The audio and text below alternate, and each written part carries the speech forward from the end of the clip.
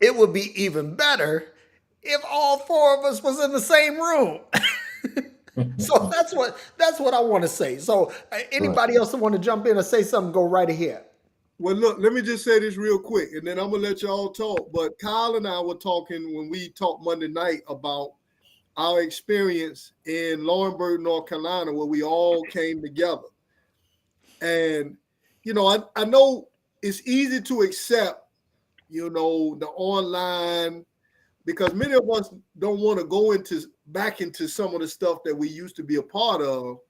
But I still say there's nothing like fellowship one-on-one, that personal coming together.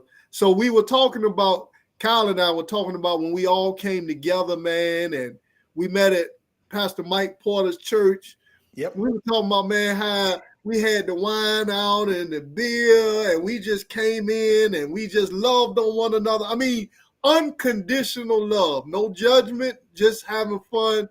And so I believe what you're saying, Brother Derrick, we need to, at least be intentional about doing more things like that, because, it's a good thing to come together with people with like minds and just people that understand, hey, life is meant to be good. Yep. So, man, I'm grateful for y'all, man, and let's do it if we can. Yeah. Let's do it. I'm ready for it.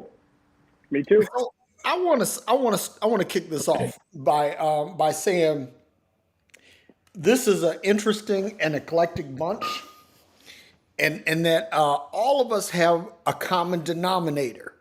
That all of us were senior pastors in some Christian institution at one time, and all of I, us. I actually was a highly exalted bishop of the Fifth Order, so a little higher than you guys in the senior pastor. Oh, you were low because see, I know Jamel and I were both we gone through the consecration and the Yes, succession and all of that good stuff. Well, brother. I didn't have apostolic succession, but I was consecrated. Well, I've Yeah, been I with had y'all, so apostolic bull. I mean, Lynn's gonna get me if I continue forward, so I'm gonna stop right there. Uh, yeah. Oh goodness. Yeah, man. But you're right. This is pretty awesome, pretty wowing, because I never would have thought in a million years that I would be sitting in front of this camera with a bunch of fellow heretics talking this blasphemous talk that we are talking right now. No, But but one day, hang on for a second. I want to throw something out here because see, we ain't just like shadow pastors. We ain't just people that were faking the funk. We were all in. that's we were right. all Because listen, everything. I knew all four of us when we were in. I knew everybody when we were all in, right? And so I'm thinking that like I think about this like in terms of a rocket ship, right? That, Yeah. that the whole purpose of a rocket ship is to overcome the gravity of Earth to get into Mm, space, right? So we were in the orbit of mm, Christianity. We were locked into that orbit, but somehow, yeah. some way, each one of us has been able to attain escape velocity Whew. and get past that. So I want to talk about that. How did you get escape velocity? Anybody can jump in. I just I'll I just say real quick. Oh, go ahead. I just want to say this. Um, and I keep saying, because I'm the moderator, so I'm gonna sit back, right? But I do want to say this, because one of the things that I wanted to talk about with other people and kind of share, um, you have to have courage. You Mhm. have to have an absolute boldness to step away, because I think a lot of people get stuck. Where we understand now, we used to be stuck. You have to have a courage to step away from what has become traditional, right? Mm. So my thing is,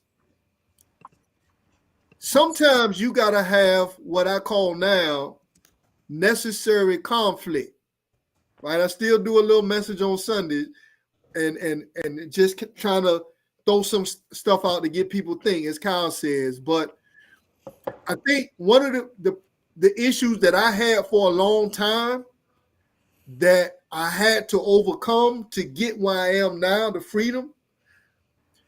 If you get stuck in trying to conform to what mama and daddy say, grandma said, all my friends are doing, all my friends think this way, then you will be stuck somewhere. And for me, where I was at, I was miserable, even preaching, right? So my thing is, you have to be okay with having what I call necessary conflict, which means there will be people that say things to you that say, well, you can't do this, you can't do that. But if you believe that, right, and you know that there's something within you saying you need to go forward, you need to leave, you need to do whatever, you're going to stay stuck. So one of the things that I'm excited about is I believe that, conversations like this give people the boldness to say, you know what I've been dealing with it's not working for me. I'm not happy. But you got to understand, necessary conflict is going to come for everybody. Can y'all say that y'all experience necessary conflict, which means people are telling me y'all done lost your mind, you're crazy, you don't need to be doing that.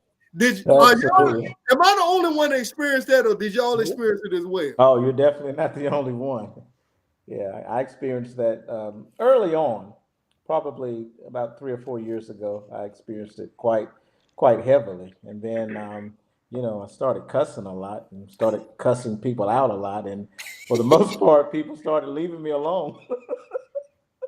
Right. For the most part, but yes, I definitely experienced that, and I like how you put that. I think you said necessary conflict. Necessary conflict. Yeah, Yep. and I think it was necessary. It taught me a lot about myself, and honestly, and I'm joke. Well, I'm not really joking when I talk about how I began to curse a lot and cussing people out. But because that necessary conflict showed me some things about myself, it taught me how to stand up for myself. Right. Because as a Christian at the time, as a fundamentalist Christian, I felt like the way was to be humble, meek and lowly. Yeah. If you want to be exalted, you got to humble yourself so that you can be exalted. Because if you exalt yourself, you're going to be abased. So yeah, it taught me that, but also, Lynn, it taught, and guys, I don't know about you, but it also kind of reinforced my decision to walk away. Because when I was in, you know how they say, how does that saying go?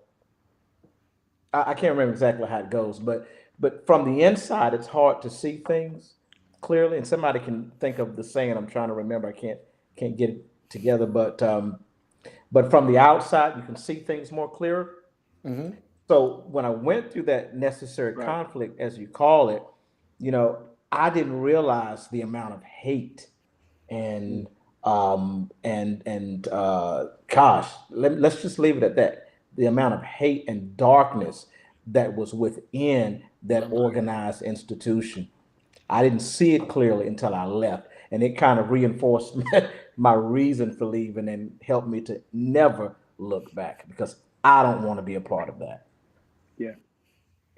I think for me, the one thing that was suppressed throughout my childhood, growing up in a very strict Christian home and in my teenage years, and then when I decided to get involved in Christianity or get serious with God, that old phrase. The one thing that was suppressed for me was my thinking, because I had always been a very logical thinking kid. I can see life and I understood life. I understood adult things. I understood it so much, and I would do a lot of thinking. But in that arena, it was it was highly suppressed. And for me, the thing that really kind of helped me break free is that I just started thinking. I just opened up that portal, and when I started thinking, Once that thought led to another, led to another, led to another, led to another, led to another, led to another, and it's still going on today. And every time I hit another level of thought, everything prior to it no longer made sense. And I just kept going. And I know I didn't get a lot of kickback. I got kickback when I took my thought to the Jesus story. That's when I started getting the most kickback. Mm-hmm. But see, to me, I couldn't stop at Jesus where everybody would have been comfortable. They would have been comfortable if I stopped at Jesus. But once my mind got free, it just kept thinking. Yeah. And it kept going, going. And the Jesus story stopped making sense. And all aspects of it, the version of God that we were taught stopped making sense. And so to me, that was my thing. I just started thinking, and then I refused to quit. Now, I went through this one thing where, and this was after, I want to say a little over 2 years ago, I became an atheist, right? And what I understand about this group, that's not everybody's testimony, and that's cool, right? But when I got to this point, I started deconstructing the atheism because I'd already deconstructed Christianity. And I'm going to tell to everybody that's listening, if you're deconstructing and you haven't actually at least flirted with the idea of atheism, if this hasn't crossed your mind, you haven't fully deconstructed, not by any stretch of the imagination. But what I began to look at was the historicity of the Jesus narrative. In other words, because this is something that's commonly accepted, that there is a Jesus, even if he wasn't divine, that there was a Jesus. But if you were to stop and consider, and there's a growing body of scholarship and belief or theorizing that says that there is no historical Jesus. Now, consider this for a minute, because if that is the case, if there is no Jesus to base it on, whether divine or natural, then the wheels come completely off the whole Christian narrative. And this whole thing, I don't know if y'all ever seen like a car that was rolling, because see, all of y'all from the hood, we all from the hood. So we know what this looks like. Like, when old boy was rolling around with remember those wheels that used to stick way out from underneath the fenders that look like Hot Wheels cars, right? And they ain't put the right spindles on there to hold them wheels on, and they hit a pothole and the wheels fall off. And then all of a sudden, bam, this car's down on his belly, right? This is what would happen to Christianity if the Jesus narrative is broken. And so that's where I am now. It's like I'm what you would call an atheist mythicist. In other words, I'm an atheist. I don't believe that there is any God, that there is any supreme being, that there is any source to speak of, right? Yeah. But I also believe that the Jesus person on which the Christian identity is built upon never existed. So that's I want to throw that out there just to get people really. Well, let me just say this. I'm grateful. I'm gonna throw it out, and that's why we come together. And I love coming together. I'm supposed to be the moderator, so I keep saying I'm gonna say this, and I'm gonna be out. But You ain't gonna be out. You ain't gonna be out. we can love one another and agree to disagree. Now, I do believe that there is a God, there is a source. I do believe that. Yep. I believe that God is love. But what I believe is ultimately we have damaged the understanding of what God is. I believe as it was stated, God is spirit. God is not a person somewhere far away that we're hoping to get to. God is a spirit. It's a power, right, that we're able to tap in. Now, I just want to say this to my brother. I don't know who this is, the God talk that is, saying, making the comments, but he said something about emotional. Now, I believe that everything this is my belief, right? Everything is spirit. Spirit and energy is one thing, right? Yep. I believe that We create our lives now through our emotions and our thoughts. Mental and emotional is how we create our thoughts, our reality. Now, one of the things that I want to say about, I think there was a comment about leaving towards emptiness. I'm happier now than I have ever been in my life. Absolutely. I understand love now more than I've ever understood love because it's unconditional. It's not a love that plays, because if my brother, the God taught, will be honest, right? Christianity, what we used to be to believe in, put conditions on love, right? But when you come from out of that and you understand that if you say that God is love, or whoever you believe, whatever you believe about God, I do believe there is a love, there is a power, there is a source, and it's totally up to you. But if you look at it as what we used to believe, what I used to believe was a bunch of conditions that prevented me from loving other people, but most importantly, loving myself, that kept me from living the life that hopefully all of us can live. So, I just want to say that. I'm going to try not to look at the comments because I understand everybody's in different places, right? But it's all good. It really is. It's all good. But I just want to say, honestly, in my life, I feel love more than I've ever felt love in my life has changed, because I do believe, this is me, I believe that everything, spirit and energy is one. Your thoughts, your emotions create your reality. I do believe that, right? I was off in the past about how I was thinking and how I was feeling, and it was a cause for that. So now that I'm free, everything is changing because my thoughts have changed and my feelings have changed. I'll say this, if I may, and I think this takes a level of honesty. You got to break away from ego and pride to go along with this statement. You must be seeing what I'm seeing. I'm sorry. Henry is messing around in the comments, Kyle. So we're trying to take you seriously, and Henry is over there. Gotcha. Let's start here.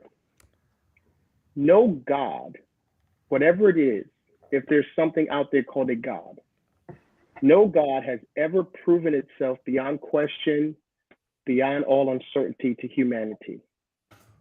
So that tells me that if there is something out there, it doesn't care what we think about it.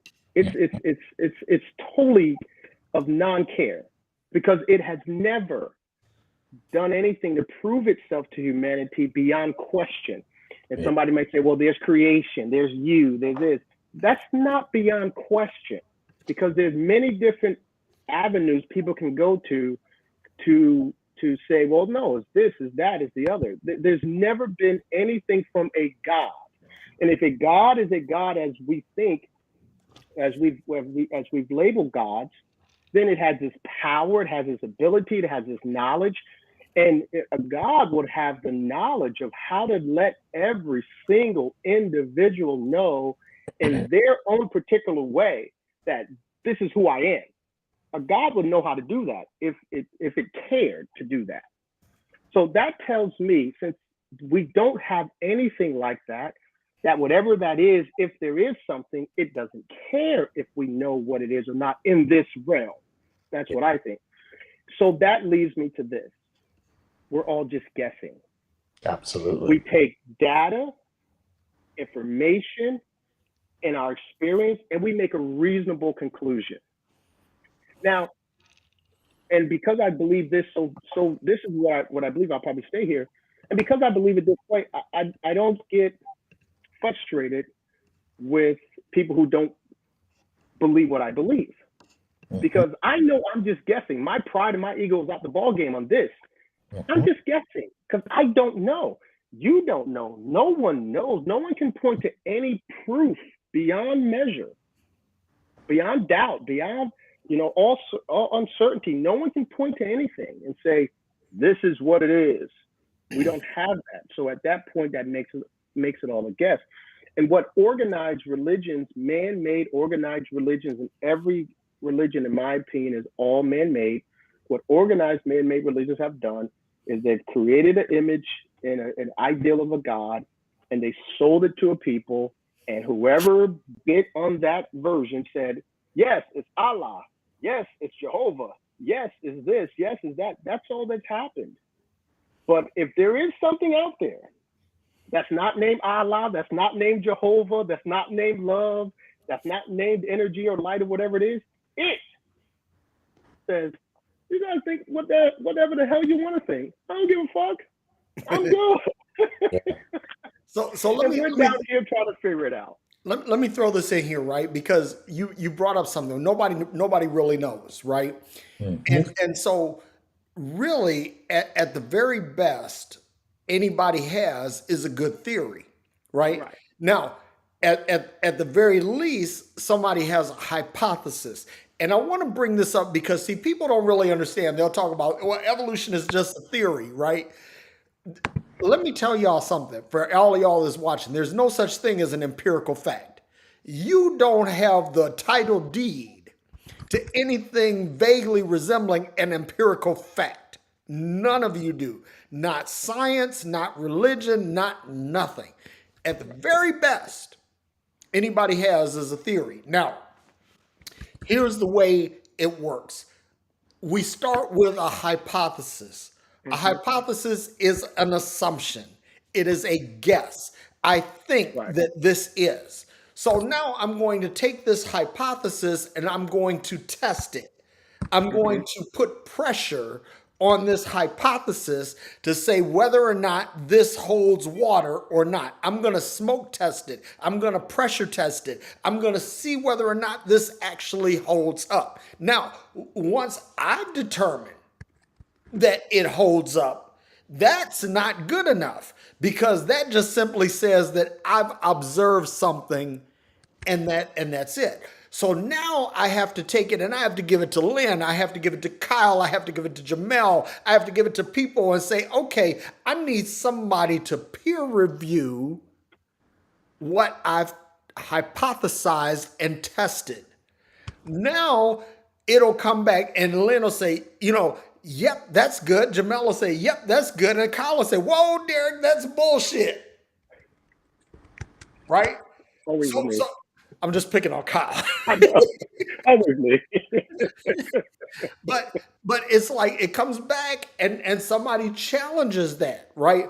So now the challenge has to be addressed in addition to the evidence that I've already presented, right? And only then, when I have faced down Kyle's challenge, does this become worthy of being called theory. Yeah. Right?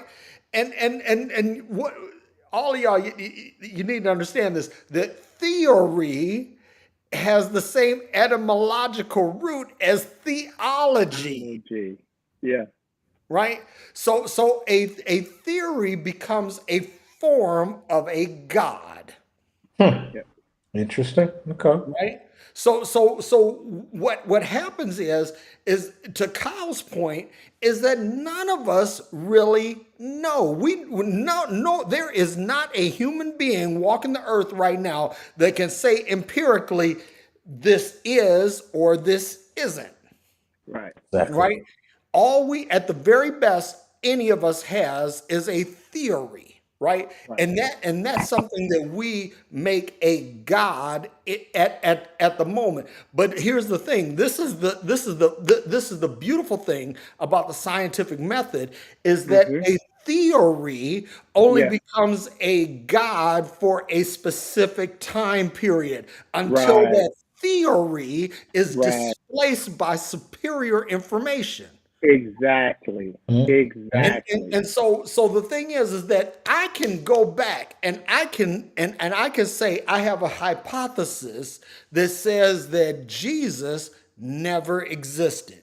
I have a hypothesis that says that the God of the Bible does not exist. Now, this is not to diminish what Lin is saying, because Right. what Correct. Lin is saying is that there could be a source, that this source could be love. Right. And I'm Right. all about that, because like my co-host Aaron Tomlinson will say that there is a universal consciousness, Right. right? Mm-hmm. And I'm on board with that. I'm okay with that. I'm okay with Lynn's theory, right? Mm-hmm. But what I'm not okay with is that there is this God that is going to judge us based on our Right. behavior, based on whether or not Right. what we do, what Yeah. our actions are. I don't believe that. Yeah. Right. And my hypothesis, I have set forth my hypothesis. It has been subject to peer review. It has Right. been Okay. scrutinized, and I can say that Absolutely. my hypothesis is now theory. Okay. Exactly. And Exactly. you Can I know, just say I this? want to take that a step further. I'm sorry about that. Yeah. No, Well. I just want to throw this out, because one of the things that I believe that we were forced into, because of our traditional beliefs, was the fact that there was creation and there was evolution. Now, most of us probably grew up in a tradition that says you got to discount evolution and just only believe creation, believe everything that's in the Bible, right? But why is that? Why, for me, this is where I'm at. Mhm. Why can't there be a combination of both in your understanding of creation and evolution? Why do you got to discount it? Right? Because we were told, and we just totally said, well, you got to discount, right, the story of, because we came from a creation theology or whatever, discount evolution. But science is proven, and that's the thing that I think we get caught up in, is discounting stuff that really, and for me, when Kyle and I talked the other night, Monday night, which was such a blessing to me, hanging out with my boy and hanging out with y'all. I never got my honorarium, by the way. Is it still is it in the mail or what? Yeah, you ain't get Okay. it? Not yet. I sent it. I'm having my secretary call your secretary. Lynn, we got to make sure them checks go out tonight. Yeah, I got you. I'll text you my address. Kyle's got it. Yeah, I got it. Get from him. But you know what?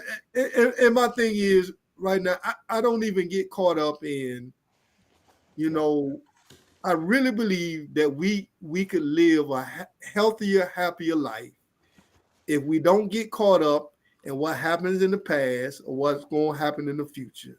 Just live your life right now. To me, Absolutely. that's what I tell people. I don't get caught up in that, right? Because as you say, I'm in total agreement. We don't really know.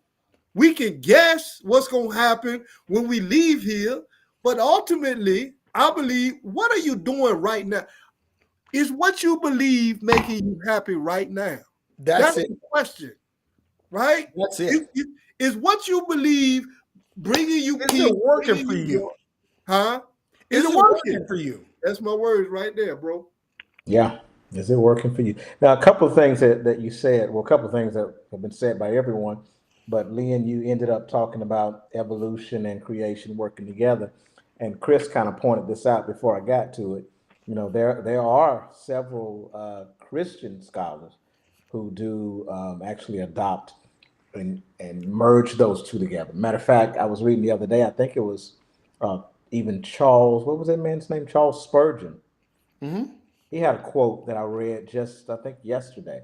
He was talking about he saw no reason why Christianity and evolution could not coexist. Yeah. So it there is a merging of that among some people. Who was it? What Derrick was saying. I want to take that a step further. You were talking about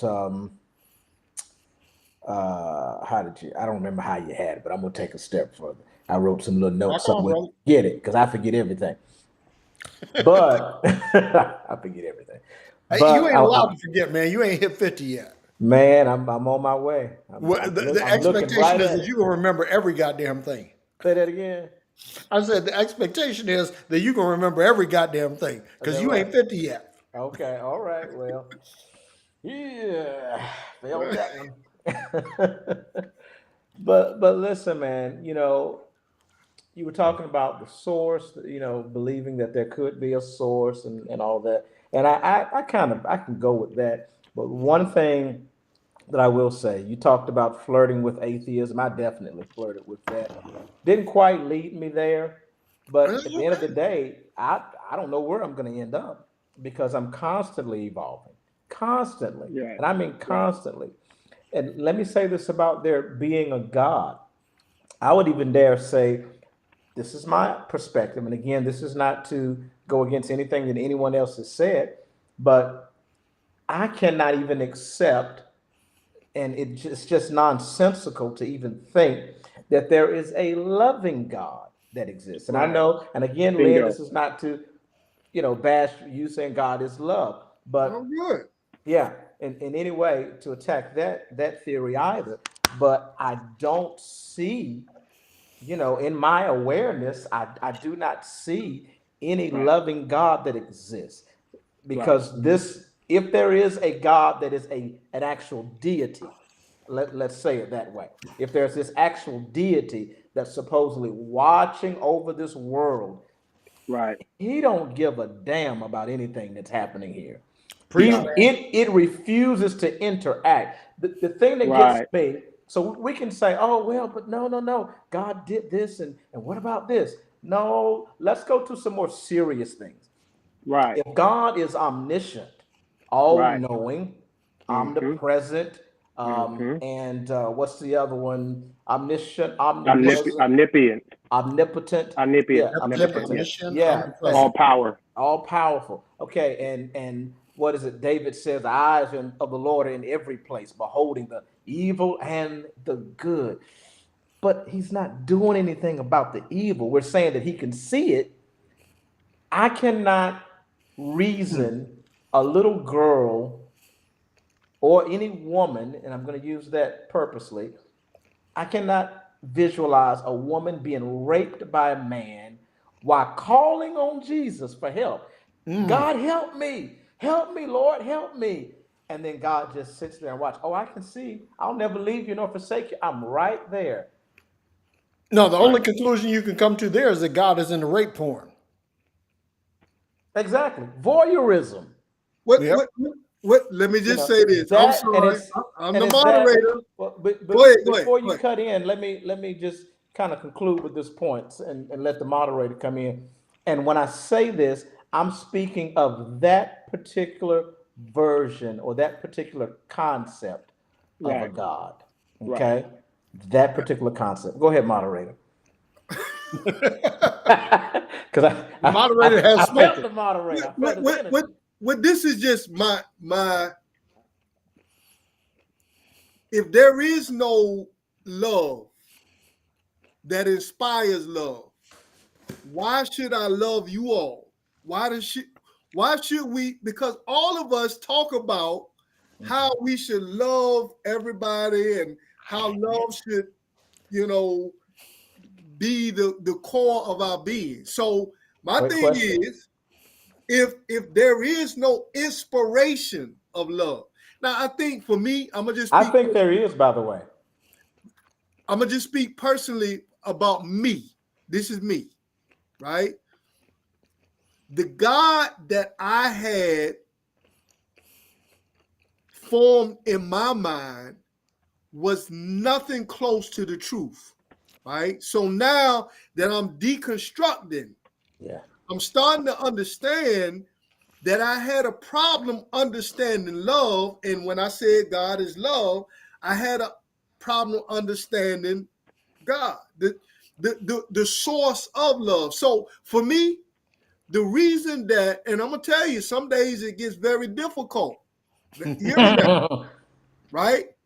When I wake up, I say one of the things that I say daily, I want to love everybody unconditionally. The reason that I want to do that is because I believe that there's a source that will help me to do that. Now, if there is no source of unconditional love, then I should say, forget it. Ain't no need for me to love anybody else, right? Because this is a dog eat dog world, and I can just do what I want to do and not care. But for me, this is me personally, right? I believe that there is a source of love. Matter of fact, I believe, according to the scriptures, right, the God talk, right? We're speaking to the God talk. There is a scripture that says that we are one with this God. We are one with this source, right? So if we're one with this source, then it's up to us to display the love that we believe that we are one with. This is just me, right? So that's just where I'm at. But I understand everybody is in different places, man, and that's why I love these conversations. So And let me throw this out here, right? Because people will say, okay, if there is no God, what is to stop us from going around killing and raping people? right, In other words, that morality emanates from this source, right? But here's the thing: if this source is the source of morality, then this source should step in its power to stop immorality, and it doesn't, right? That is an empirical fact, right? Right. It doesn't step in to stop immorality. So what I've learned is, and this was a hard lesson for me to learn, Lynn, because I used to be where you were. I used to the whole unconditional love thing. Yeah. I used to be there. I was too. determined that I was going to love people Agree. in spite of themselves. But what I've learned is that my love is actually very conditional. You know, because if you come at me sideways with some racist bullshit or some, you know, some religious bullshit, I can see that I don't have an obligation to love you. Now, I can see your point. I can even concede a point to you. Absolutely. Yes, But absolutely. it's like I've just come to the point where I love where I'm going to have love reciprocated. Yeah. Right. me too. And that if Yeah, love is definitely. not reciprocated, then I'm under no obligation to extend it. It's just like credit. It's like I tell everybody in my life that when you come into my life brand new, you know, no preconceived notions. Basically, you come into my life with 600 credit, right? 600. That's not a bad score. That's you know, like that's just above poor, but it's not, you know, it's a little bit below average. But this is where you come into my life, right? Now, based on what you do with that credit, your credit score can go up. Now, I have a unique purview over a lot of you brothers. And I'm going to say this. This is a flex, by the way. Go ahead and flex, brother. Flex alert, right? That I will be 61 years old this year. I have two friends that I've been friends with for 59 of those 61 years. I have 16 friends that I've been friends with more than 50 years. This is what I'm saying is that, and you know, we were on a conference call, me and some of my close friends from the hood, right? They came up from Homer Street in Detroit, and we were talking, and we were saying that the reason, because we're asking what made our relationship so successful? Why is it that our friendship has been able to sustain more than a half a century? And it was this, right? That we were able to overlook the things that we didn't like about each other. Absolutely. So in other words, Lynn, to your point, that this love is not unconditional. This love is very conditional. We've put some conditions on that say, okay, these are the things that we're willing to overlook, but these are the things we understand that there are certain things that we can't overlook, and but none of us has traversed those boundaries, so we're good, right? So my thing is that I'm no longer placing myself under any obligation to love anybody unconditionally. I'm going to tell you that there is a point that you can get to in my life where I will not love you no more. Absolutely. Because I can go from zero to fuck you in a hurry.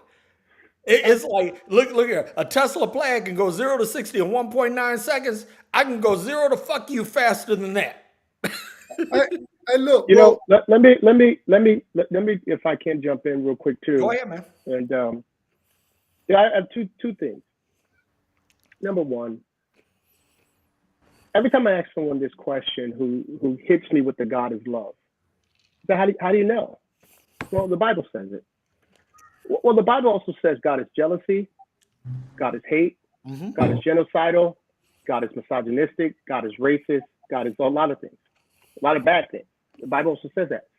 And they say, well, no, we can't listen to none of them because they were just, that was their interpretation. And I said, well, how do we know that was just John's interpretation?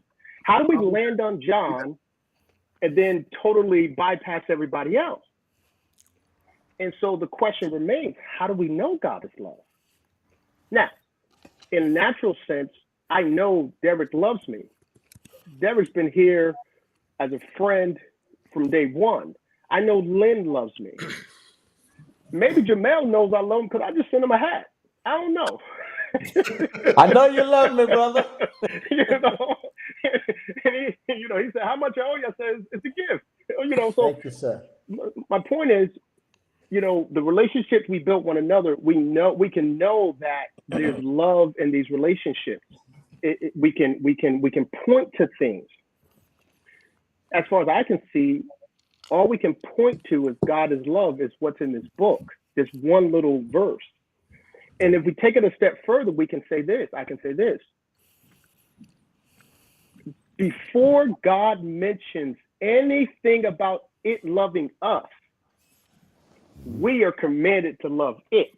And you go back and do your Bible research, you'll find that any mention of God's love comes way after. Absolutely. Any mention of, or before it's mentioned us loving God. So we're commanded to love God way before that God makes any indication about loving us. And that should say something to us.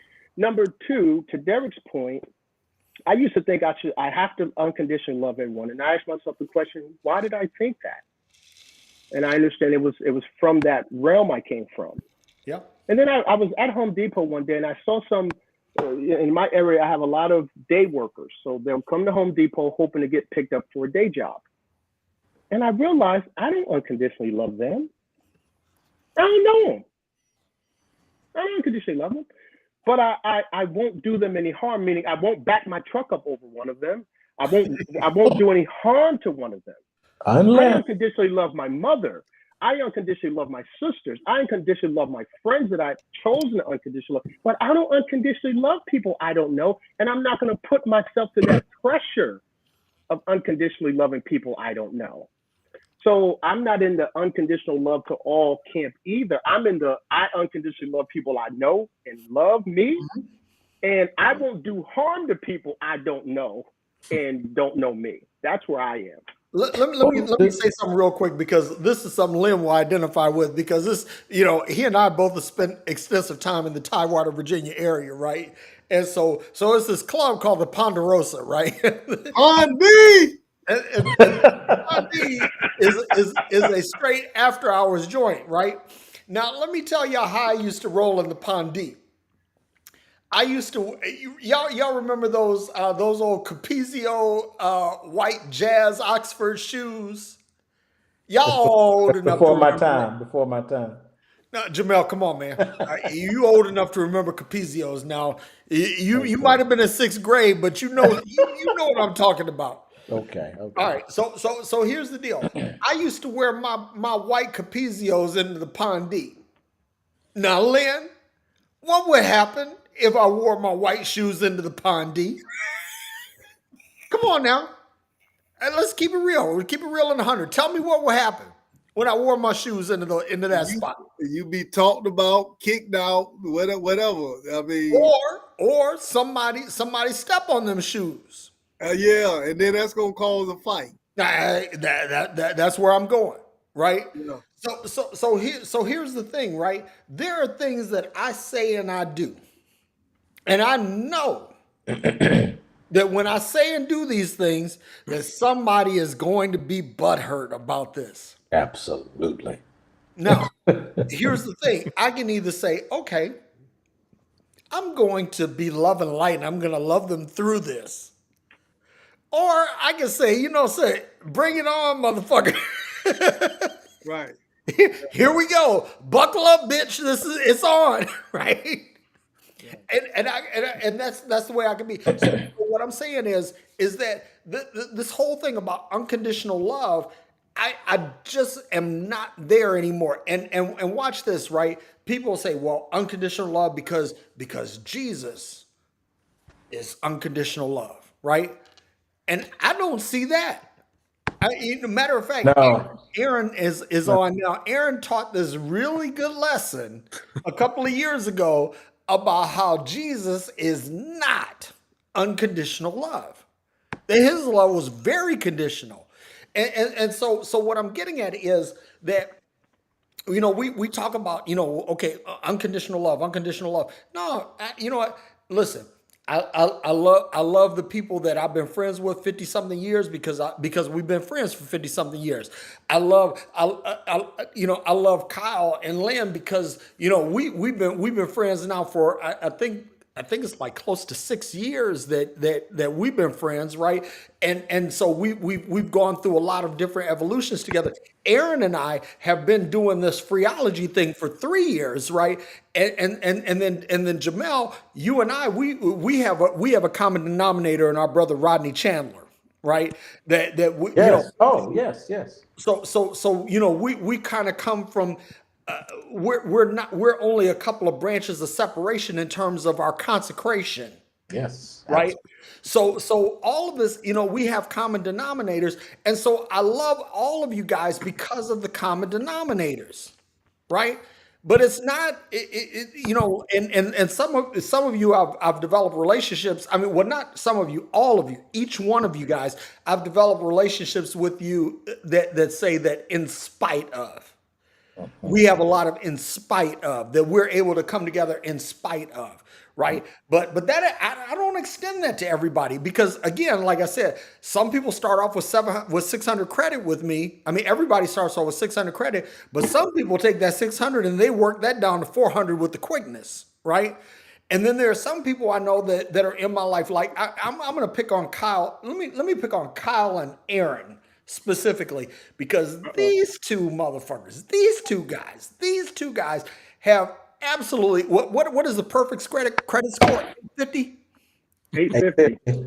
Right? They got 850 credit with me. Now, Jamel, Lynn, I love y'all, but y'all like my 825. But it's still really it's really I'm working on it. It's super high. It's super high. You can still get anything you need from me. But what I'm saying is that like Kyle and Aaron, I have a very special relationship with. Right. But all of you guys are all over 800 with me, which means that any one of y'all can put pressure on your covenant with me to get whatever you need from me. Let me just add in real quick. And let me say this as the moderator, Kyle. Go ahead. I gotta get my one cuss word in. I'm gonna just say this, and then I'm done. Is it motherfucker? No, Full of I shit. love all y'all asses, right? I'm gonna just say that. I love all y'all asses. Because we were told you gotta say one cuss word and drink, right? I've been doing good with the drinking, but I'm gonna just get this in, and then I'm gonna sit back. I love all y'all asses. Hey, man, much love to you, man. Good to see you. Thanks, man. Great Yeah, to be here. for sure. I'm sorry I'm late. I have I'm just gonna fatherly say this stuff real to quick, do. and then I know Glad you're Aaron here. wants to talk. Now, when I said I don't unconditionally love everyone, I mean that in the sense of I have an unconditional love for family, people close to me, people that I want to unconditionally love. That you have that unconditional love with me. Everyone else, I've chosen to be kind to, kind to show people kindness and fairness and empathy and dignity and honor. I've chosen to do that, but that doesn't mean I have to unconditionally love these people because I think that's too big of a burden to put on anybody to say we have to unconditionally love everybody. I think that's too big of a burden. And to Derrick's real quick to Derrick's point about Jesus not being unconditional love, and I didn't hear Aaron's message on this, but I just keep telling people, well, you got a Jesus coming that's going to destroy 3/4 of the population. So there's no unconditional love there. So stop, cut it out. You can't get that there.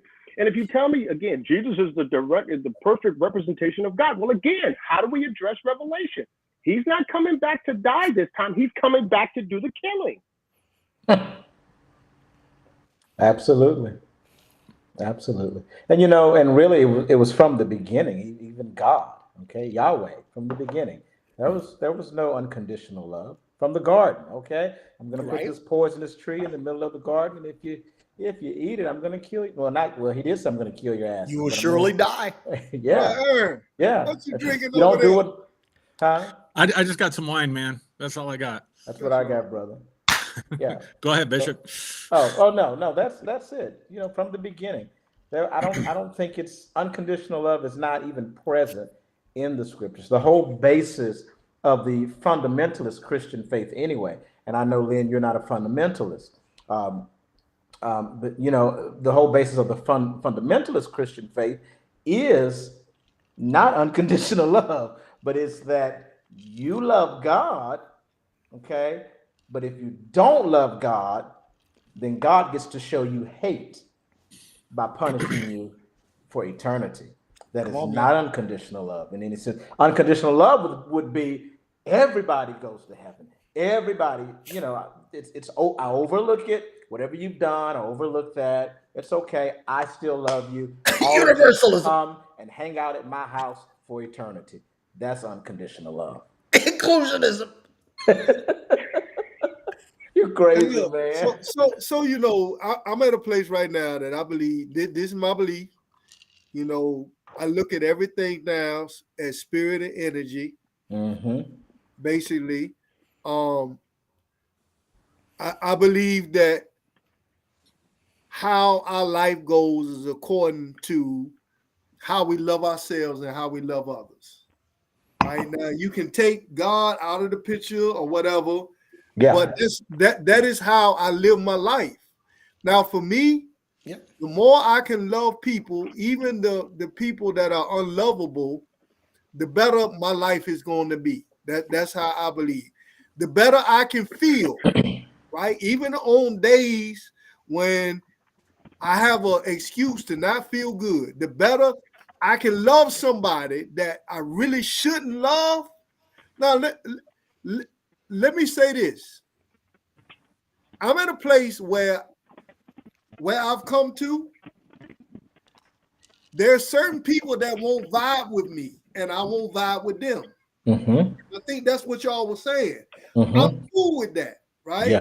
Yes. I don't have to vibe. I had to come to this place where I said, you know what? I don't have to vibe with everybody. Now, that is not the same as unconditional love. Now, that is not me saying, I'm going to force you to love me. No, I'm going to do what I can to be the best version of myself. And whatever happens after that, now, that's part of what I want to share. I do my little message on Sunday. Look, there's certain people that if you're not vibing with them, you're going to have to separate yourself from them to be the best version of yourself. Because let me say this. I'm at the point now where I'm okay with saying, I don't care if some of y'all motherfuckers check out. Right. You got to be You know, there for 'em. if you Derrick, die, you die. and I see, don't that's the care. thing, brother. See, that works for you, and that's the key element right there. Yeah. Derrick, what you said, it works for you, Yep. and Lynn, what you said, it It works works for for him. you. For you. You know, And and so I we've got don't to knock be Lynn. there where it's okay, whatever works for you. I'm almost with Derrick. I'm almost not quite where Derrick is, but fuck you. Period. I mean, I don't Yep. care. I'm focused on my life. My life is so Right. great. I'm enjoying it so much. Fuck you. I don't care what you think about me. I don't care what you think about Come what on, I man. say, what my message, what I do. Fuck you. Spiritual community. Fuck you too. I don't care. Fuck them all. Because to Everybody, me, I've got a fuck you reserved for everybody. Trust me. I think anything, the most important person, hear me now, this is me. I had to learn to love was me, right? Anything outside of that, right? Now I got a wife, I got children, I understand. But to me, I can't love my wife and my children if I haven't learned to love myself. So anybody that's trying to bring that down, no, I don't even want you in my life. No, If you understand put what the I'm saying. oxygen mask on your own face before assisting others, and that's Yes. perfectly, Right. that's the way you're supposed to do. right. Absolutely. And I think at our most our highest level of honesty, where we're being most integral, we all should be able to say, every human being alive should be able to say, everyone has that fuck you personality in a sense. Yeah. Where we can say, fuck you, I don't give a fuck about you, I don't care about you, and I don't want you anywhere near me. I think if we're honest, we can all say we have that because that's in us. And I think that's perfectly okay. Now, my fuck you, I don't care about you, I don't want you in my life, doesn't mean I'm going to shoot you in the face. Right. Exactly. That just means I don't want to deal with you. I don't like the way you think. I don't like the way you act. I don't like your politics. I don't like your personality. You're like an empathy. You're like a compassion. Fuck you. I don't like the way you treat me. Fuck you. I think that's perfectly okay for every human being. But now I won't take my fuck you and shoot you in the face. I won't do that. Because that's where that's where that level of I'll be kind, gracious, empathetic to you comes in play. But man, fuck you. Mm-hmm. You know, and go about my business because, like Lynn is saying, my highest responsibility is my self-love, my self-care. Absolutely. And again, I don't know where we got this concept, this false command to love everyone unconditionally, when the model of this, which supposedly gave the command, as Jamel was saying, does not love unconditionally. So we've accepted an undue burden from a model that showed us that it has a fuck you personality. Yep. A very big fuck you personality. So let me take a minute to pick on Aaron. So Aaron just showed up, right? Because I want him to talk about that whole, Jesus is not unconditional love thing. Because here's the thing, that one of the reasons why we continue to hold up certain paradigms, models, is because that, we say, okay, that represents something to us. But when you look at this and you say, okay, this is not unconditional love, now we can start questioning it. Right. And so to Kyle's point, Kyle always says thinking is good. This is something that stimulates thinking. So Aaron, I'm going to kick that to you because I want you to explain that. Explain. Yeah. Thanks for letting me be part of the conversation. Yeah. So a few years ago, a couple of years ago, I guess it was, I can't remember. I think it might've even been during the pandemic. Just this idea, obviously Yahweh was a motherfucker. So there I got my customer. No disrespect to any Jewish people out there. Sure. But the idea was, that Jesus was unconditionally loving. He was, I think Kyle said it tonight, the revelation of who God is, manifested in the flesh. We couldn't understand who God was until Jesus came and manifested in the flesh. But if you read the scriptures, I mean, just John 3:16, right? For God so loved the world that Right. whosoever believes in him should not perish, but have everlasting life. That's conditional. That's conditional upon what you believe. And then, like Kyle said, also, you don't even have to get to the end of the book in Revelation where he's coming to destroy, 3/4 of the population with blood up to the Matthew horse's 25, bridle. But Yeah. the first 3 chapters, I mean, one of the churches, he says, I'm going to throw you and your children into a sickbed. And so, how with integrity, like I really followed and was influenced at one point by the Bethel movement. I don't know if you guys are familiar with that. Yeah. Bill Johnson up in Redding, California. And, they were really strong on, Jesus is the healer, the devil's the oppressor, whatever. But right there in the scriptures, it says Jesus is going to, take people in his own community, his own believers, people that believed in him, and cast them into the sickbed because they're letting some woman deceive them. And it even says in there that she's deceiving them. So I don't care that you're deceived. That doesn't matter. Because you allowed this to happen, you're still going to be thrown into a sickbed. So there's nothing unconditionally loving about Jesus that's presented in the scriptures. And then, but what's really damaging, I think, and just to share a story, an experience that I had when my children were younger, I wanted to teach them Bible stories, but I also wanted to teach them, ethics was probably more important to me than teaching them Bible stories. And this is going, several years back. And I remember sitting with Josiah and reading a Bible story and thinking, well, I don't want to teach him that one. Like Noah, I don't want to teach him about that. Cain and Abel, he's got a brother just 15 months older than him. I don't want to teach him about that. So I flipped to the New Testament, and I remember I got to the faith passage, right, where if you can believe, all things are possible to him that believes. And I thought, if I read my kid that, he's going to be out, because he, like most children, he loved animals. He's going to be out trying to raise a pigeon from the dead or something, and then wonder why it didn't happen because he believed. So I didn't want him getting that crap in him either. But the worst part, I think, is, and I've heard, people in the progressive Christian movement, like who's the guy? Derrick, Brian Zahnd. I've heard him say this. I've heard Greg Boyd say this, that perfect love is Jesus dying on a cross. Well, now, wait a minute. Now you're introducing this idea of sacrifice. You're introducing this idea of practically sadomasochism, because you've got the word excruciate comes out of the cross, right?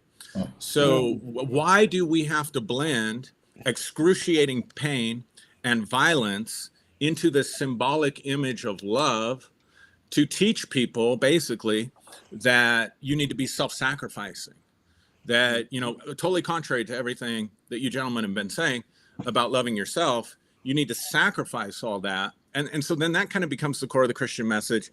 And then the last thing I'll say on this is, the other thing I noticed was, like, people talk about the Sermon on the Mount. I think the Sermon on the Mount is horrible. I think it is psychologically damaging. I think it's damaging to the soul and to the spirit, because even in there, again, Jesus is not unconditionally loving. I mean, I don't know about you guys. Like, I didn't come up in one of these churches that was all love. Like, they weren't teaching unconditional love. And, like, I came up at a church where we heard at least once a month. Be ye separate. Where we heard at least once a month, not everyone that calls me Lord, Lord will enter into the kingdom of heaven, but only those that have done the will of my Father. And I'll say, depart from me, I never knew you, So you'd have this idea that you could be totally deceived thinking you're following Jesus, and then find out, shit, I wasn't doing it at all. And that creates OCD, that creates anxiety disorders, that creates all kinds of psychological issues and damages. And then the last thing I'd say on this topic for now is, what are we talking about when we talk about love? Because love is one of those really slippery words. And are we talking about a state of being? Because if we're talking about a state of being, it's impossible to be in one state all the time. Your states are going to shift. You're going to go from, feeling joyful and peaceful to feeling angry to feeling depressed. And all of that's normal. And in both the Christian community and the spiritual communities and the love and light communities, we legislate people's emotional experience and don't allow them to have full access to the range of human emotion. Because we say these are acceptable. These are the good ones. Love, peace, joy, kindness. Those are all the really good ones to have. But if you have too much sexual desire, that one's really bad.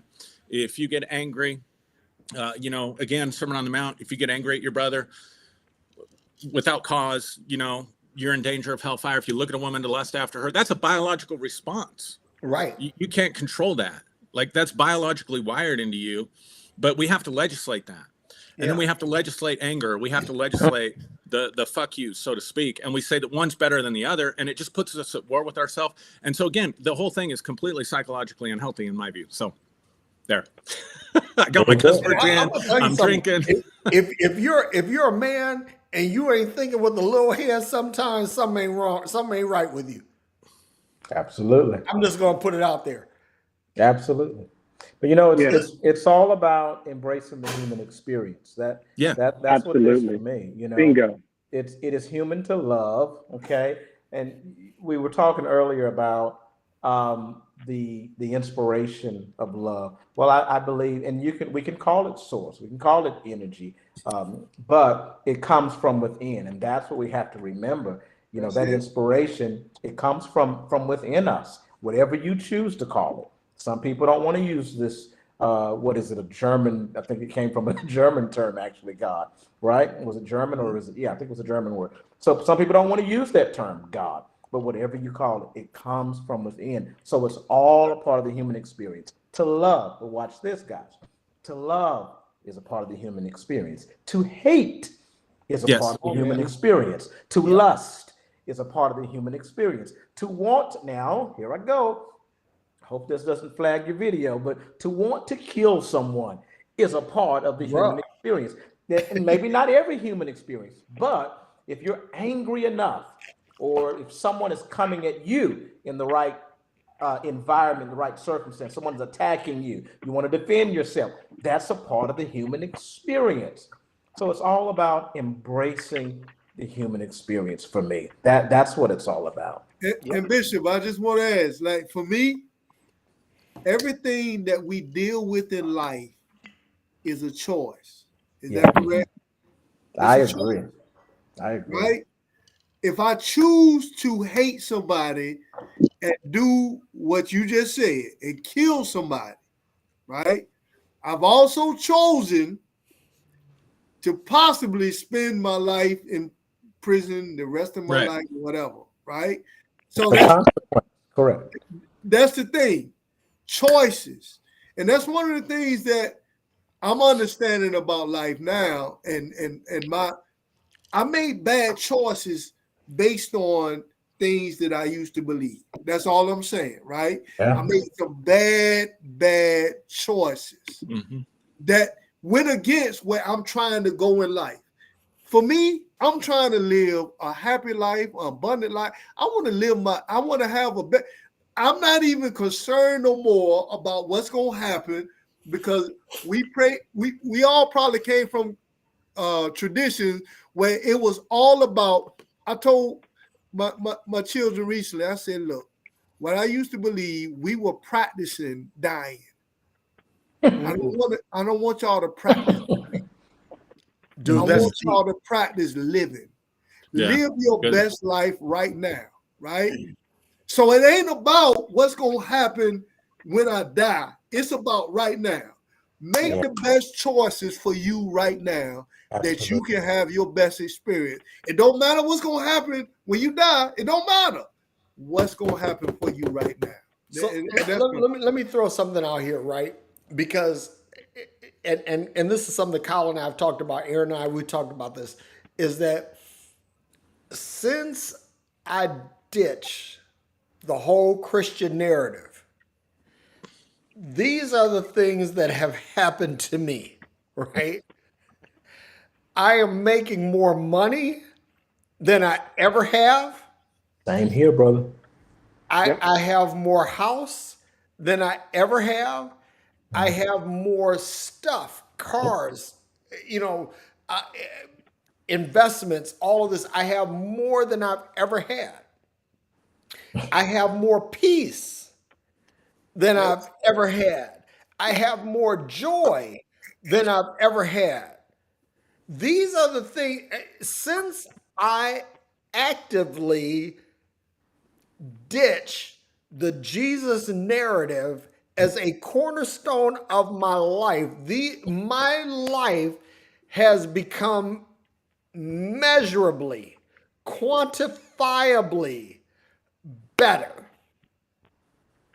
This is not conjecture, y'all. This is not No. just well, I think no. This is like I can actually, because see, here's the thing, like, and again, I'm gonna pick on Aaron and Kyle because I have more interaction with these guys, but they have actually seen the inner workings of my life. And so when I say this, I'm not just saying this as like, okay, this is Derrick talking.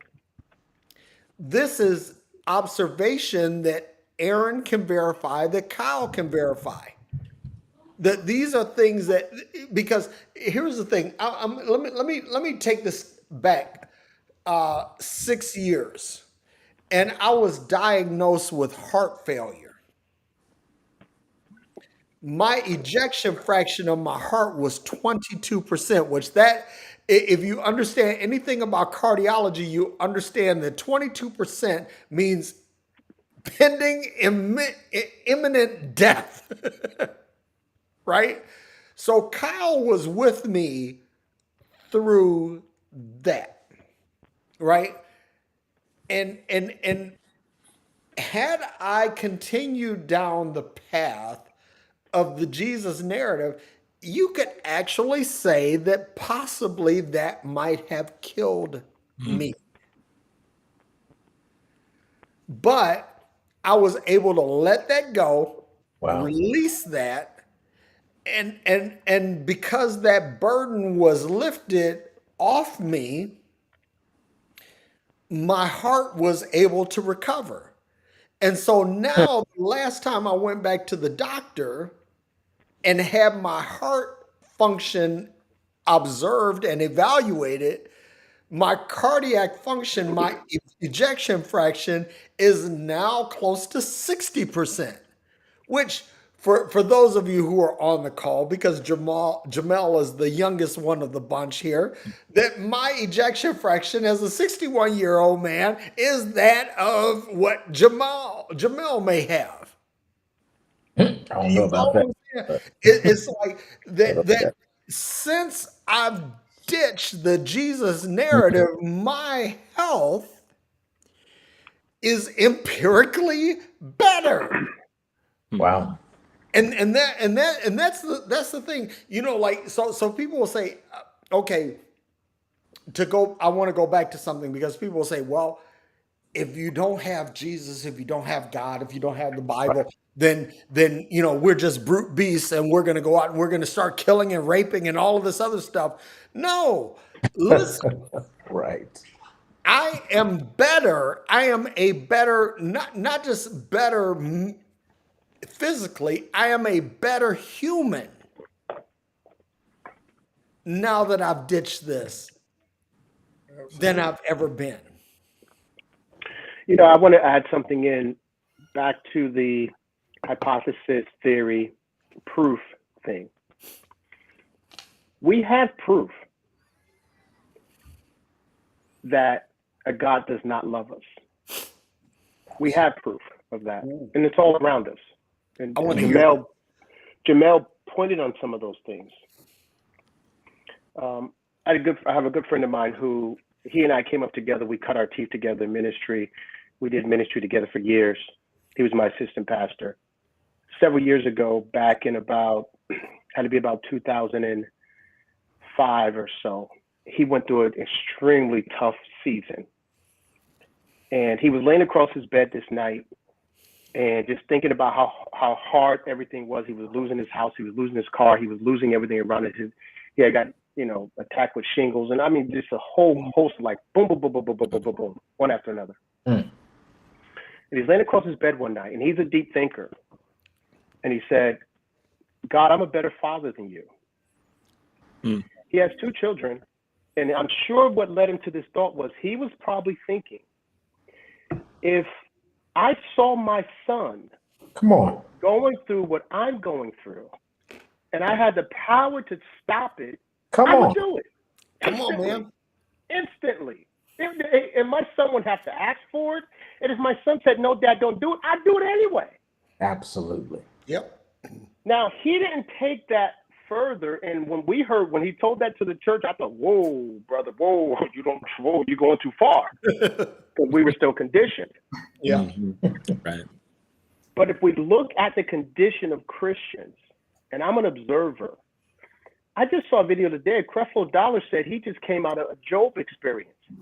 He had COVID, which led him to all kinds of issues. Then he had shingles, which led him to more issues. Then he had another major issue, cancer. Right after that, boom, boom, boom. And this is Creflo, who's been preaching for years, probably responsible for thousands of conversions. I mean, has been doing all this work for this God. Yeah. And when his health failed him, his God was ghost. Yep. Which is a proof that this God does not love him. It is proof. So we have proof. We have proof after proof after proof after proof after proof that God does not love us, that God is not here for us, that God does not help us, that God does not provide for us. The proof is in the pudding. People pray for healing, and we have proof on top of proof that they don't get healed. And then somebody says, well, this other person got healed. Well, Creflo went to the doctor. Absolutely. Creflo got medicine. Creflo had top-notch medical treatment. So I can point to that more than I can point to a God healing him, although he gave God all the credit. I'm sure. And his doctors, Let he didn't mention the hospital. me throw something in here, right? Because Can I just say this real quick? The moderator. hang on, moderator, hang on, right? Because I was diagnosed with prostate cancer. And those of you who are close to me, you know this, right? Now, this was after I had ditched the Christian narrative, right?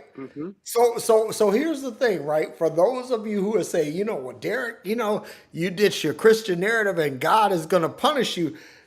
My PSA went from 9.8 to the time that I was diagnosed to 0.6 a couple of months ago when the doctor called me and said, hey, Derrick, you're cancer free. Yeah. All right. God ain't have shit to do with that. Because if God was trying to show me something, or God was trying to make a proverb out of me, this was a good opportunity. But here I am. I'm healthier than I've ever been. Well, let me just say that, bro. When we talked Monday, right? When you were talking about when it comes to God, you said everything is a guess. Right. Yep. But you were saying from the perspective of everything is a guess that there is a God, right? But I'm coming from the perspective of everything has to also be a guess that there's not a God, right? Right. Can't you come to the same conclusion? Yeah, I said everybody's guessing. We're guessing that there is. We're guessing that there's not. Oh. Everyone's guessing. Right. A hypothesis, folks, But is an what I'm educated saying guess. is, you said But we have proof. We have proof that what the scriptures say about this God is not true. It's not true. I am the Lord that God that That's the healeth book. thee. We have proof that stuff is not true. But So I'm if not the healing is connected to a God, then by just connecting the dots, for me, I can go there because But for here's me- the proof. But for me, I don't go by the scriptures Right. because you I can't get go you. by the scriptures because we know that we were taught to take the Bible literally, right? I don't take the Bible literally, right? But for me, I've just come to a conclusion, just like I couldn't come to a guess that there's not a God, a higher power, whatever you want to call God, right? I can't guess that there's, a absence of one, or there is one. I just have taken the stance that, hey, live my life. Now, for me, I personally believe that there is something going on within me that has made me a better person. That's good. That's just where I'm at in my life, right? I don't believe, this is me, I don't believe that I would be where I'm at right now if there was not some type of divine intervention to get me from where I was to where I'm at. That's just me, right? And that's great. That is I'm just saying respectful. that's just my personal take. But I love, man, I love this interaction with you all, man, and just I'm gonna just be honest. Let me just tell whoever's listening. I was very I was nervous about coming up here. I was. I knew you was. Yeah, I didn't think you were coming. As your close friend, as your brother, Yep. I knew you was. Yeah, I knew too. I was very nervous. but I'm glad you're here. Can I piggyback off something that Lynn's saying here at the risk of derailing the conversation or taking it in a different direction? And I've shared with Derrick a lot about this, a lot. I think the biggest struggle I had coming out of Christianity, deconstructing, having been a pastor, I don't know about the rest of you, but that was my livelihood as well. And, giving all of that up, I think the biggest struggle that I had was trying to figure out the metaphysics that I could believe in. And, I've been very transparent that atheism, or really more so materialism, doesn't work for me as a model of reality. And for me, I would say, because I had so many paranormal experiences or supernatural experiences or extra materialism type experiences, whatever you want to call it, that I couldn't, to become a full-on atheist in the sense of also a materialist, which I have found in engaging with the people in the atheistic community that I've engaged with. So I'm not generalizing. I'm just saying, limited to my experience, almost all of them have been strictly materialists. And so if you bring up anything that is paranormal or supernatural or outside of a materialistic explanation, they immediately shut you down, and they either think you're lying or think you're just as deceived as you were before, whatever. So for me to embrace that line of thinking, I would have to deny myself. I would have to deny the experiences that I had, because as a general rule, most of the stuff that I did under Christianity, I got to be honest with you, most of it worked most of the time. Now with healing, there was a lot of hit and miss, but I'd sure take the hit and miss and have the people healed than have everybody sick and die and not get healed. So I was willing to be uncomfortable with aspects of it where people were not healed or were in services. This person's healed of cancer. This person's, received a creative miracle. This person's cold got healed, and this person over here is still in a wheelchair. And I would hate that for the person that would go home in the wheelchair, but I'd sure take the others, and be uncomfortable with the questions. So I guess what I'm asking is, how have you all, can you relate to this at all? Is this something that you guys have experienced, and how have you sorted that? Absolutely. I think everybody was ready to talk right there. But yeah, I'm with you on that. There's definitely is somebody who's cutting up in the comments now. I know somebody is. But I'm laughing at Kyle Butler. He been drinking that cooler for 3 hours. Oh no, he's got another one. I got a refill. one. No, he got another one. He got a refill. He got a refill. But listen, Aaron, I only bought two though, so I didn't. What we got on this thing about 7 o'clock, so we're 2.5 hours in. Oh goodness gracious! Oh wow! I only got two. Well, we only been out. We only been live. Yeah, we've been on for about an hour. Okay. I've only only on the hour prior. Gotcha. I was gonna say I've only been on for an hour, and I'm already on my second. But, So this is over 2.5 hours since we first logged in. So I'm with you on that, brother. There is something, and that's the way I phrase it. I've had experiences that I cannot explain. I will call them extraordinary. If you want to call them supernatural, whatever, paranormal, whatever you want to call them, I've definitely had those experiences. The healings, I saw those in some of our gatherings. There was at least 4 occasions that I felt like I had this special gift, and maybe I did. There was 4 separate occasions where I had 3 elderly people, 1 young person that claimed, if they were telling the truth, they were deaf in 1 ear. Okay. deaf in one ear, excuse me, not deaf, but deaf in one ear. And I blew in their ears popped open according to them, and they could now hear. That's all 4 of them, okay? That happened on 4 separate occasions. But even as I go back to that, in hindsight, I recall there was, for me, now this is my experience, I did not call on God. It's just like something, and I had a relationship, quote unquote, with God, but there was something within me that just knew this is what you need to do.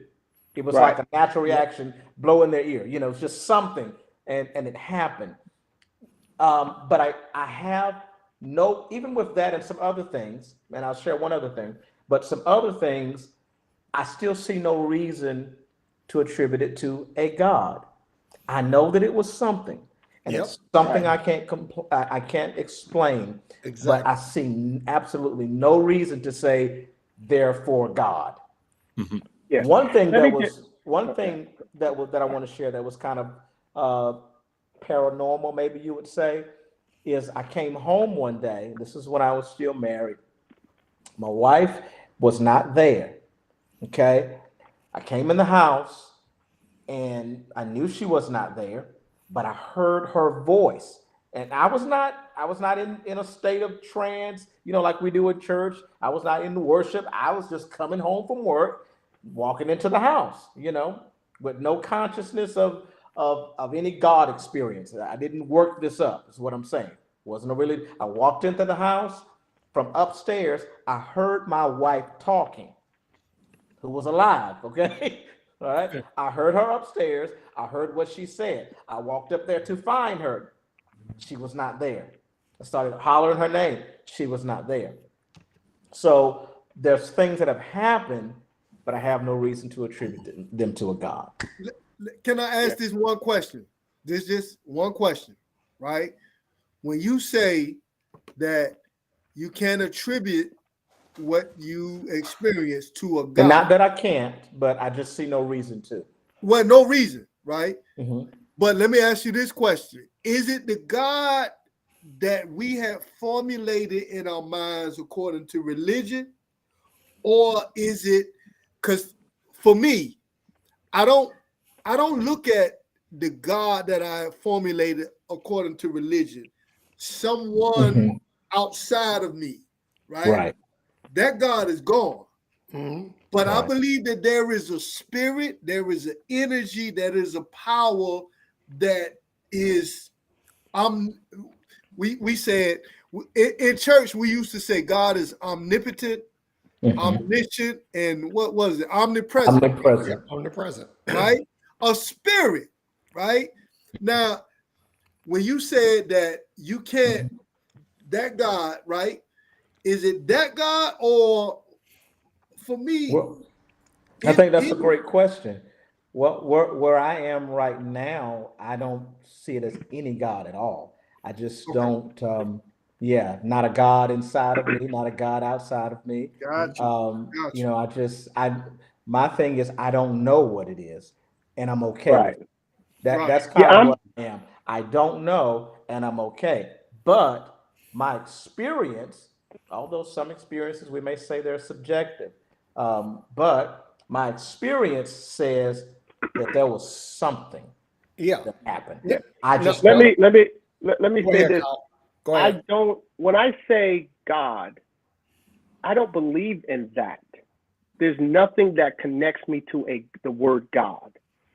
I think that word has been too muddied, too soiled, it's too personal to groups and concepts and ideas. So when I talk against God, that's why now every time I write it, it's always lowercase.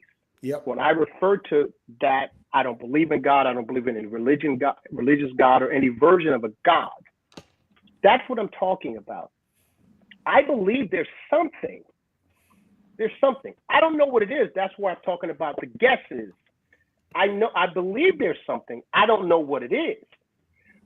My guess is it's not any of the religious gods that we have heard. That's my guess. Yeah. My guess is that there is something. So that's what I mean, Lynn, when I say I'm guessing. My guess is what Christianity says, what what Islam says, what Hinduism says, or Taoism says, that all of those are wrong. That's my guess. And my guess is there's something. So with that being said, I'll just say this real fast and I'll be done. I heard Dr. Joe Dispenza talk about healings in his meetings and his gatherings. And when I heard that, that was all I needed to know, that it can't be associated with any of the religious versions of God, because they never talked about God in any of these sessions. Right. So that has to speak of something that we're just not able to fully identify.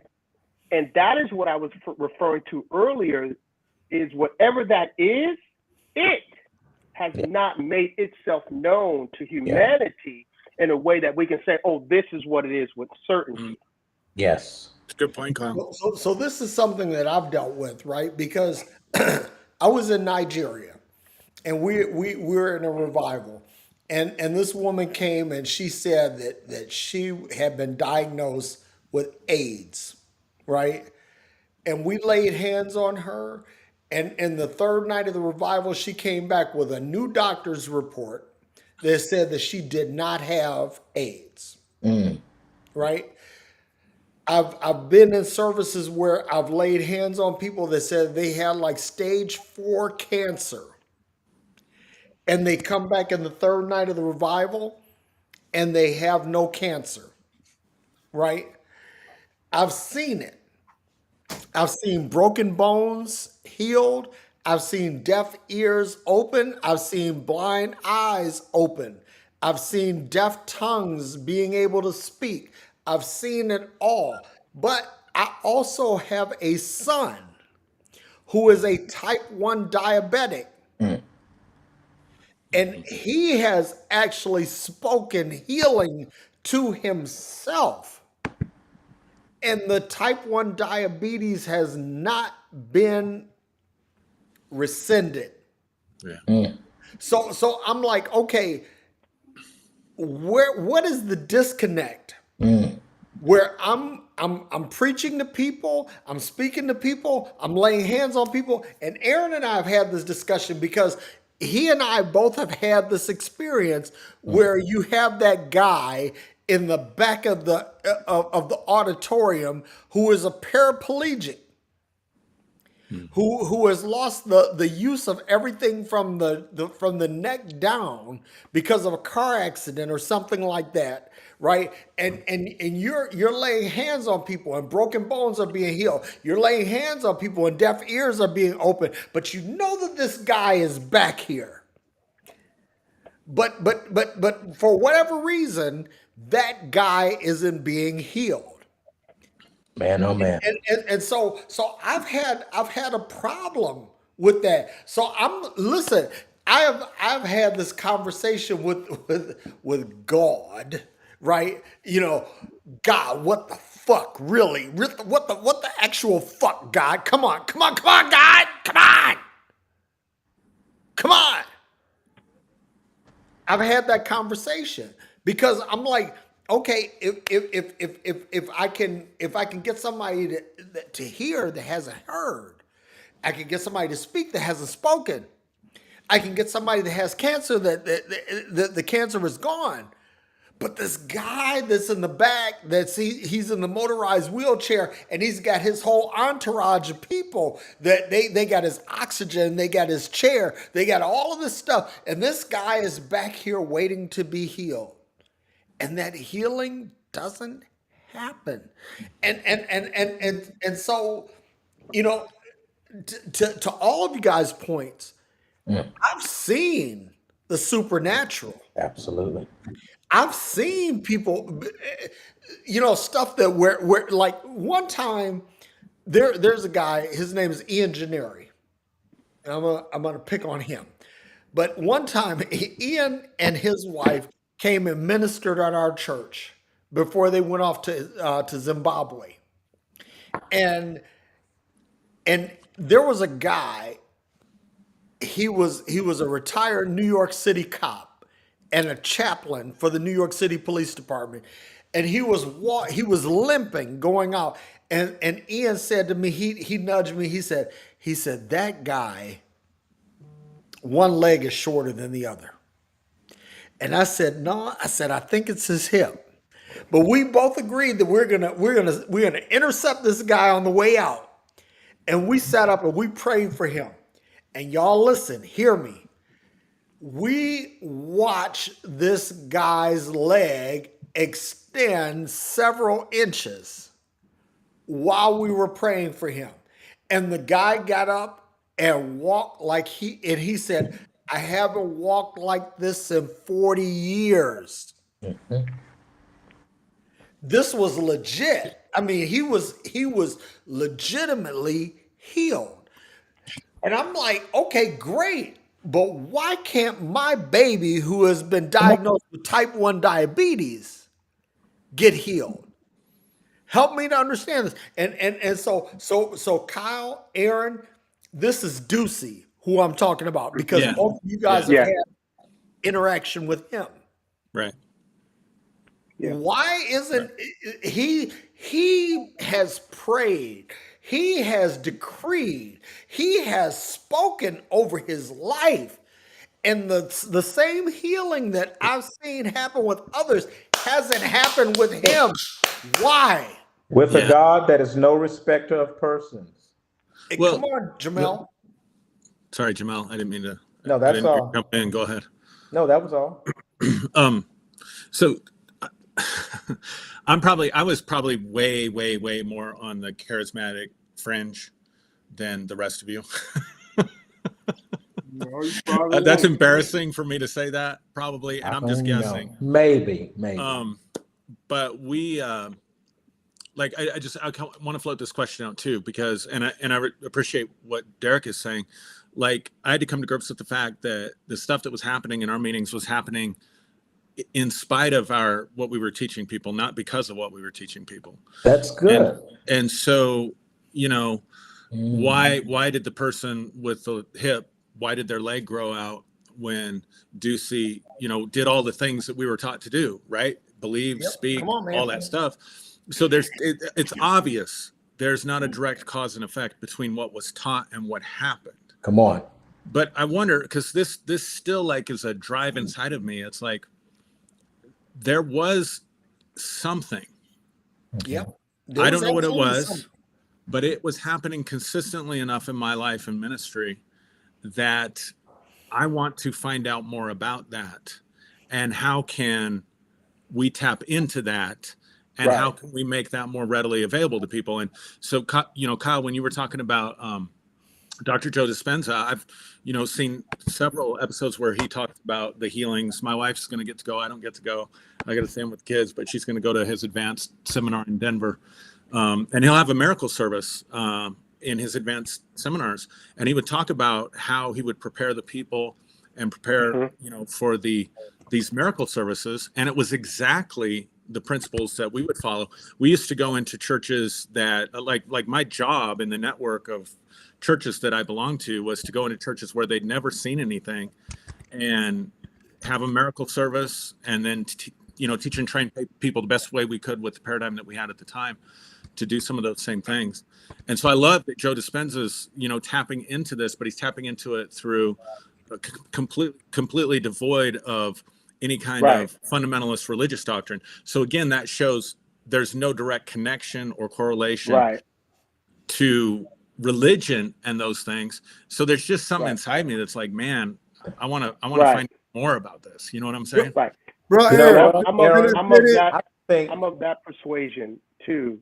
Yeah. My issue I have with Christianity, because I know Christianity, I don't know the other religions that well, but my issue with Christianity is if you're really here to help people, like you claim, then why don't we ditch these bullshit narratives that don't work, and let's find out what does work. Yeah. If this is really to help people, this is really what it's about.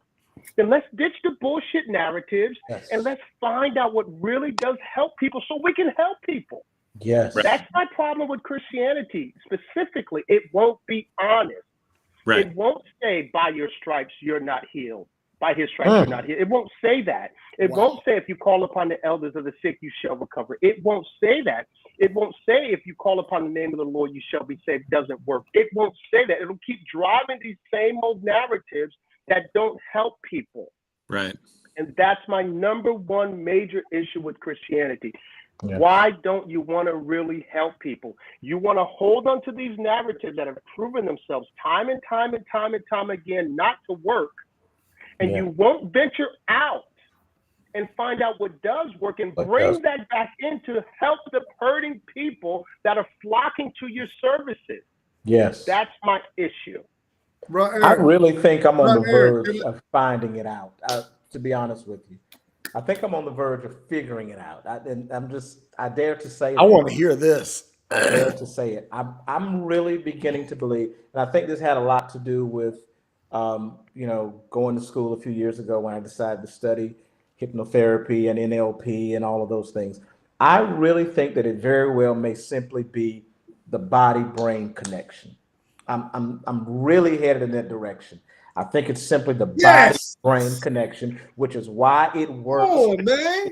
Why it can work in religion. Preach, Bishop. Why it can work in with yoga, Buddhism, whatever. Why it can work in the thought community, the New Age community, whatever. Witchcraft, okay? Why it can work in any place. Because I'm starting to believe it's simply the brain-body connection. So watch this. So at the end of the day, it may be simply us. Do you hear me? We may be the power. We may be the power, as Aaron said, that we must learn how to tap into. That I can work with. I'll just say this. Can the moderator speak, please? Come on, then. I'm going to get a drink. I don't know. You're wearing an eagle. The moderator just want to say this. Bro, Aaron, I'm feeling you. I listened to all the videos, Joe Dispenza, Bruce Lipton, all of it, right? And I believe they have tapped into something. And they're sharing something that most people, we have been conditioned to reject, right? But I believe wholeheartedly everything starts within us, right? But we haven't been told the power that we have. We haven't been told the understanding that we need to understand about the now it doesn't even, for me, it doesn't even matter if you want a title. There's a God out there, and it's me. I believe that there is. Let's put it like this: there is a non-physical and there is a physical, right? And if you understand that, if you understand the importance of your emotions and what it's doing to your physical body, right? If you understand how your thoughts are affecting your physical body, and that's one of the things I'm trying to make very clear nowadays, right? It's all about your thinking and your emotions. If we can, because think about it, doesn't it make sense that if we are very negative in our thoughts, it will affect our bodies? Doesn't that make sense? Yes. Right? If we are very negative, regardless of what you think of, I ain't talking about what you believe in God and all of this, right? Now I could throw in real quick. Please forgive me, y'all. I know y'all, but there was a scripture that says, "According to your faith, let it be done unto you." Right? What you believe about life, what you believe about health, what you believe about everything that's going on around you, it will be done unto you, right? I absolutely believe that. So that's one of the things that I had to change, because I was corrupted about some of the things that I believed about life, my health, and all of that. I believed I was unworthy. I believed that I was a sinner. All of that was garbage, right? But when I disconnected from that, right, everything started to change from the inside out. And so for me, you were talking about, man, I'm telling you, if we could get people to disconnect from some of the things they have believed and they were thinking about themselves, right, healing starts to flow. But if you connect it to, you're unworthy, you're a sinner, You need all of this stuff.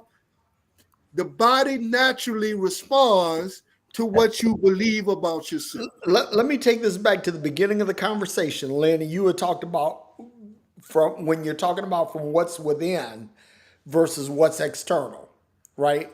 And that's the thing that everybody needs to understand is that this, if you're looking for solutions externally, I don't care whether it's God, whether it's your neighbor, whether it's somebody coaching you, somebody advising you, it doesn't matter. If you're looking for the solutions externally, the solutions are never going to happen. Here's the thing, like I learned some things. I bought a Tesla a year ago, right? And there are so many things about this car that is just absolutely fucking amazing. They call them Easter eggs, right?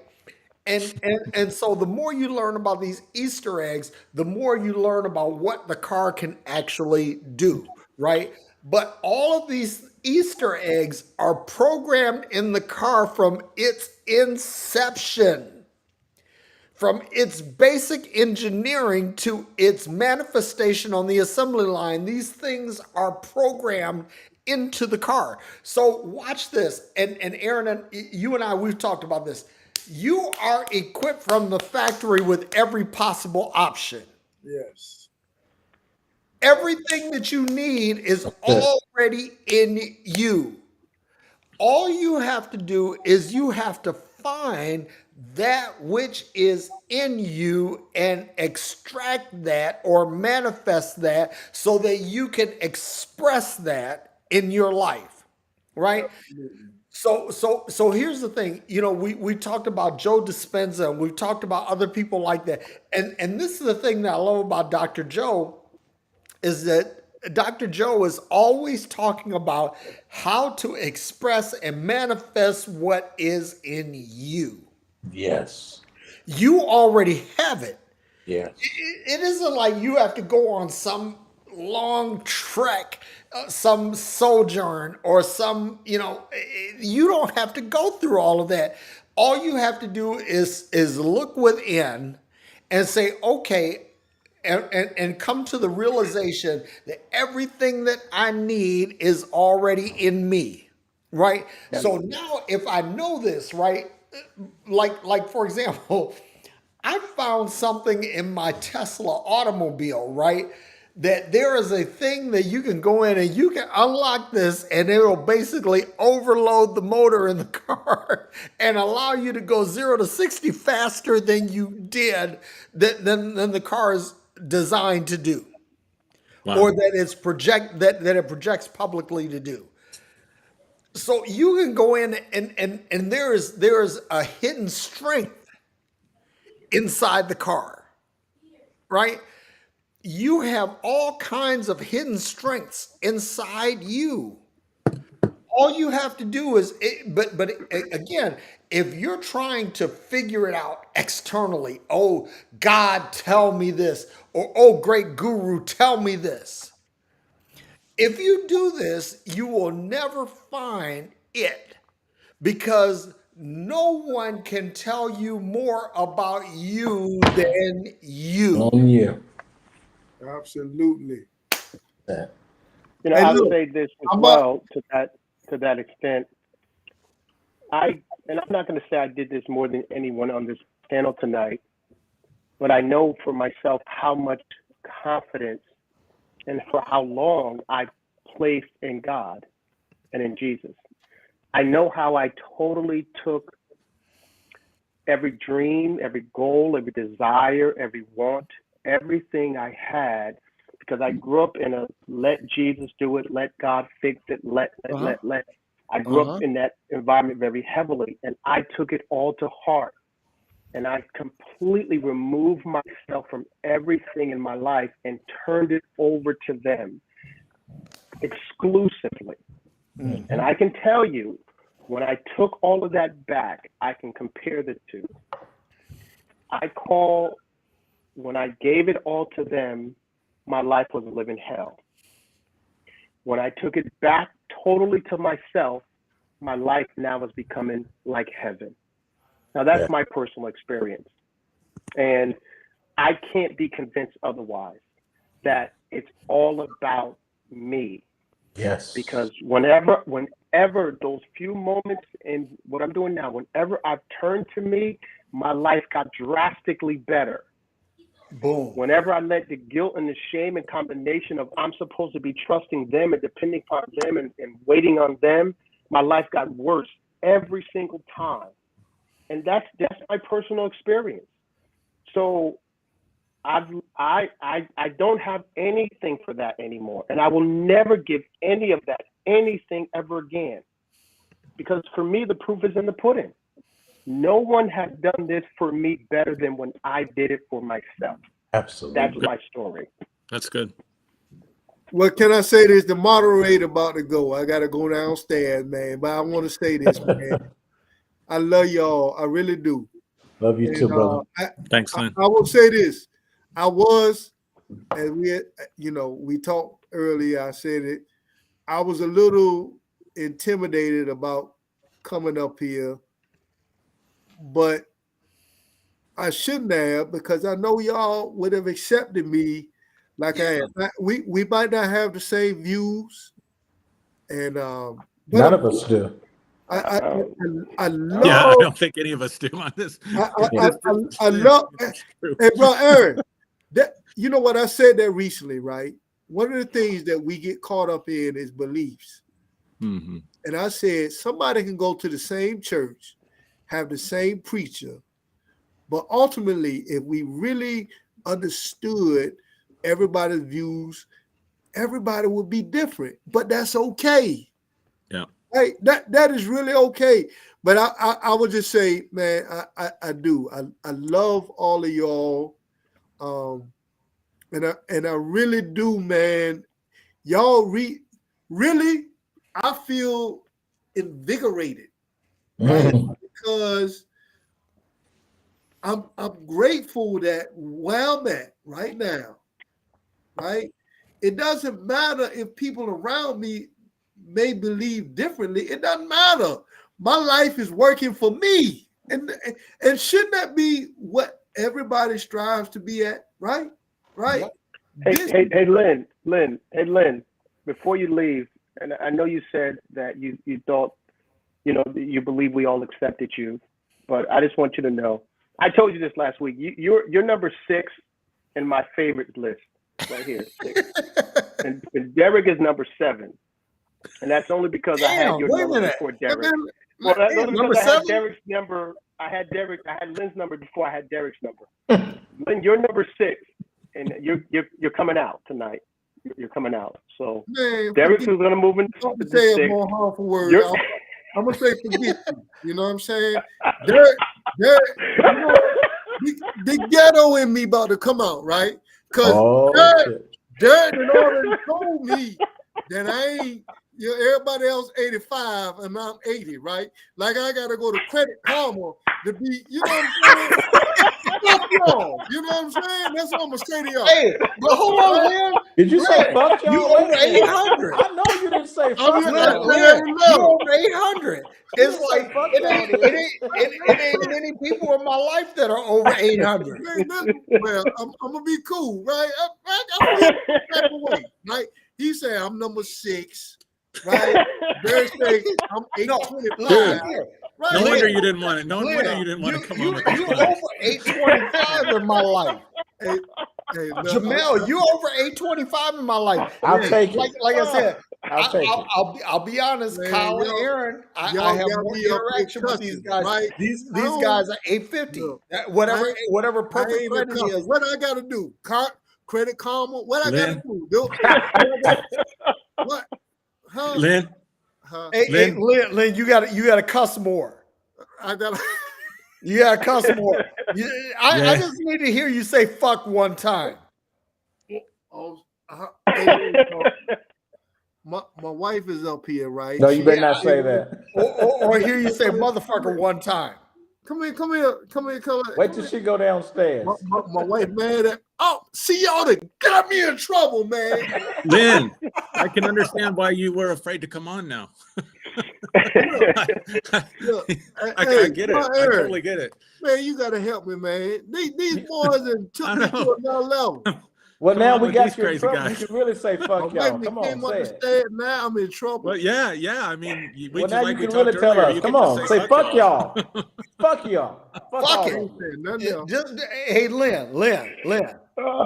Just say fuck it. I ain't saying nothing else. No, just say fuck it. One time. Wait, hold on. Watch this. Hold on. Watch this. Here's a thought experiment coming on. Jamel, y'all know. Hold on, Jamel. Like, look over my wife. My wife, they came up the steps. She was sitting right there, and I said what I said to y'all, and she was looking at me. I said, "Oh Lord." I ain't gonna say that no more. Hold on, Jamel. Oh, baby Jesus, help me. Now this is for Jamel. Jamel. Yes, sir. Say fuck it. Fuck it. No. All right. Aaron, say fuck it. No, Aaron. What? Aaron. Aaron. Hey, I'm on your side, Lynn. you the most saved out of all of them. Yes, sir, brother. Yes, sir. The very discerning gentleman that you are. Hey, Aaron, hold on. I ain't gonna let Aaron get brand new on y'all, right? Because Aaron will say "fuck you" every Friday or "fucking" every Friday. Hey y'all. Ben, look, guys. Ben said y'all better stop. Jesus is weeping. Come back to the light.